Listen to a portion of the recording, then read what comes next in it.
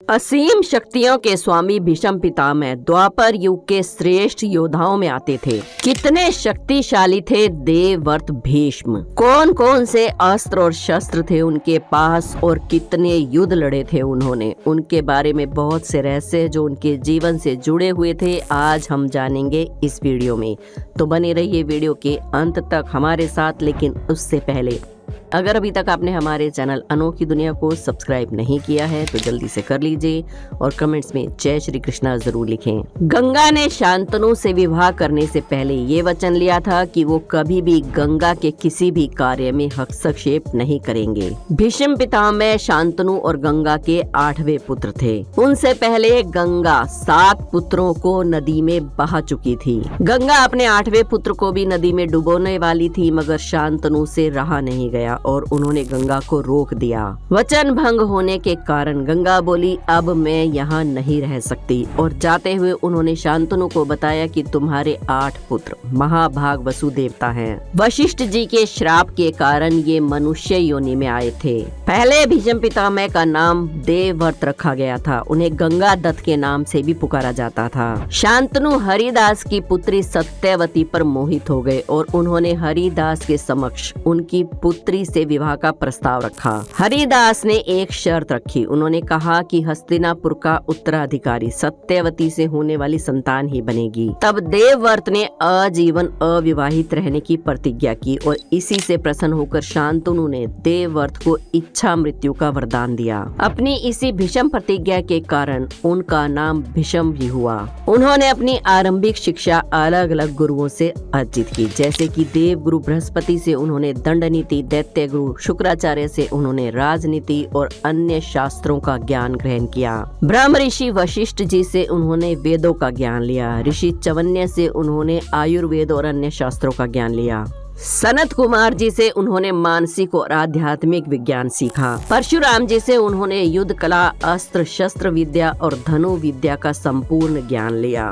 भीष्म पितामह के पास ब्रह्मास्त्र, प्रसवापस्त्र, वरुण, अग्नि आदि देवों के मूलभूत दिव्य अस्त्र भी थे। अब बात करते हैं उनके जीवन में शुरू से लेकर और कुरुक्षेत्र के युद्ध तक उनके पराक्रम के बारे में। सत्यवती और शांतनु के चित्रांगन और विचित्रवीर्य नाम के 2 पुत्र हुए। चित्रांगद एक गंधर्व के हाथों मारा गया और भीष्म पितामह ने विचित्रवीर्य का राज्याभिषेक कर दिया। जब विचित्रवीर्य के विवाह का विचार भीष्म पितामह को आया तो उन्हें ज्ञात हुआ कि काशी राज अपनी 3 कन्याओं का स्वयंवर कर रहे हैं। उस समय भीष्म पितामह एकमात्र रथ के साथ वाराणसीपुरी गए। वहाँ बहुत से राज्यों के वीर राजा स्वयंवर में शामिल होने के लिए आए हुए थे। उन्होंने उन 3 कन्याओं को उठाकर रथ पर चढ़ा लिया और सभी राजाओं को ललकारा कि मैं इन कन्याओं को बलपूर्वक हर कर ले जा रहा हूँ। अगर तुम लोग मुझे रोक सकते हो तो रोक लो। आओ और दिखाओ अपना बल। फिर तो समस्त राजा इस अपमान को सह नहीं सके और उन राजाओं ने भीष्म पितामह के साथ घोर युद्ध शुरू कर दिया। वहाँ पर शाल्व देश के राजा भी मौजूद थे, जिन्होंने भीष्म पितामह के साथ युद्ध किया और भीष्म ने अपने बाणों से उन्हें घायल करके पराजित कर दिया। जब भीष्म पितामह 3 कन्याओं को लेकर हस्तिनापुर आए तो सत्यवती तीनों के साथ विचित्रवीर्य की शादी करना चाहती थी। 2 कन्याएं तो इस विवाह के लिए राजी थी, लेकिन एक कन्या जिसका नाम अम्बा था वो शाल्व राज से विवाह करना चाहती थी। उधर मगध के राजा जरासंध जो कि काशी नरेश के मित्र थे, अपने मित्र की कन्याओं के अगवा हो जाने पर भी उनकी कोई सहायता नहीं कर पाए, क्योंकि वो सब जानते थे कि वो सभी मिलकर भी भीष्म पितामह को पराजित नहीं कर पाएंगे। उद्योग पर्व अध्याय 55 के अनुसार दुर्योधन पूर्व काल की बात बताते हुए कहता है कि अपने पिता शांतनु की मृत्यु के बाद भीष्म पितामह ने किसी समय अत्यंत क्रोध में भरकर एकमात्र रथ की सहायता से अकेले ही राजाओं को जीत लिया था। ये वृतांत हमें बताता है कि युवा अवस्था में भीष्म पितामह अजय थे। जब विचित्रवीर्य का भी छोटी अवस्था में ही स्वर्गवास हो गया तो सत्यवती ने भीष्म पितामह से कहा कि अब तुम ही इस राजगद्दी को वारिस दे सकते हो। संतान प्राप्ति के लिए तुम विचित्रवीर्य की दोनों रानियों से शादी कर लो। लेकिन भीष्म पितामह अपनी प्रतिज्ञा को तोड़ने को तैयार नहीं थे। तब भीष्म पितामह की सहमति से सत्यवती ने अपने पुत्र व्यास जी का आह्वान किया और कुरु वंश की वृद्धि के लिए विचित्रवीर्य की पत्नियों के गर्भ से पांडु और धृतराष्ट्र को उत्पन्न किया। महाभारत के उद्योग पर्व अध्याय 188 के अनुसार पांचाल नरेश द्रुपद ने भीष्म पितामह से बदला लेने के लिए भगवान शिव की घोर तपस्या की और जब भगवान शिव प्रसन्न हुए तो द्रुपद ने उनसे एक पुत्र मांगा जो कि पितामह को मारकर उसका बदला ले सके। भगवान शंकर ने कहा कि ये असंभव है, तुम्हारे भाग्य में पहले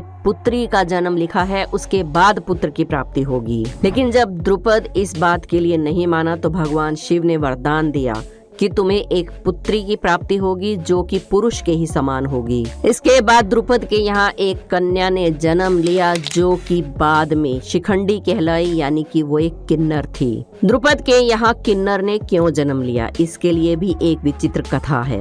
भीष्म पितामह जब काशीराज की 3 कन्याओं को विचित्र वीर्य से विवाह करने के लिए उठाकर लाए थे, तब अम्बा जो कि शाल्वराज से विवाह करना चाहती थी, अपना प्रतिशोध लेने के लिए उसने भगवान शिव की घोर तपस्या की। भगवान शिव ने प्रसन्न होकर उसे भीष्म पितामह के वध का वरदान दिया। अब यही कन्या अगले जन्म में राजा द्रुपद के यहाँ शिवजी के वरदान की वजह से शिखंडी के रूप में पैदा हुई थी और कुरुक्षेत्र के युद्ध में यही भीष्म पितामह के वध का कारण भी बनी थी।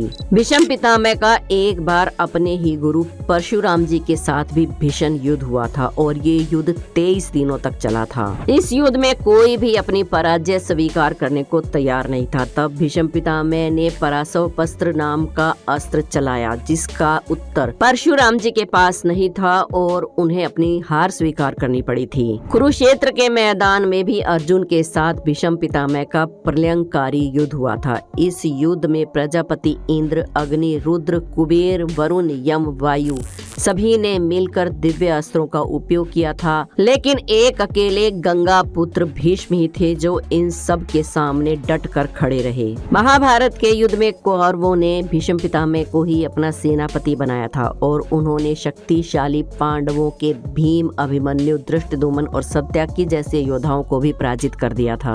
9वें दिन जब भीष्म पितामह का युद्ध अर्जुन के साथ हुआ तब उन्होंने इतने बाण चलाए कि उनके बाणों से श्री कृष्ण भगवान भी घायल हो गए थे। तब कृष्ण भगवान इतने क्रोधित हो गए कि वो भीष्म पितामह को मारने के लिए रथ का पहिया लेकर दौड़े। अब यहाँ सोचने वाली बात यह है कि भीष्म पितामह कितने पराक्रमी रहे होंगे कि श्री कृष्ण भगवान को भी उन्हें मारने के लिए अपनी शस्त्र न उठाने की प्रतिज्ञा को तोड़ना पड़ा। और जिस दिन अर्जुन के साथ भीष्म पितामह का अंतिम युद्ध था उस दिन उन्होंने अपनी ही मृत्यु का रहस्य पांडवों को बताया कि वो शिखंडी को युद्ध के मैदान में ले आए, तभी उनका वध हो सकता है। इस वाक्य से हमें ये पता चलता है कि अगर भीष्म पितामह अपनी ही मृत्यु का रहस्य पांडवों को न बताते तो उन्हें मारना पांडवों के लिए संभव नहीं था, क्योंकि भीष्म पितामह को इच्छा मृत्यु का वरदान प्राप्त था। कुरुक्षेत्र के युद्ध के 40वें दिन के बाद उत्तरायण के पहले दिन भीष्म पितामह ने अपने प्राण त्याग दिए। तो उम्मीद करते हैं भीष्म पितामह के पराक्रम और अस्त्र शस्त्र के ज्ञान के बारे में आपको पूरी जानकारी मिल गई होगी। वीडियो पसंद आई हो तो एक लाइक जरूर करें। हमारे चैनल अनोखी दुनिया को सब्सक्राइब करके बेल आइकन को प्रेस करना ना भूलें। कमेंट्स में जय श्री कृष्णा जरूर लिखें। कल फिर मिलेंगे एक और वीडियो में।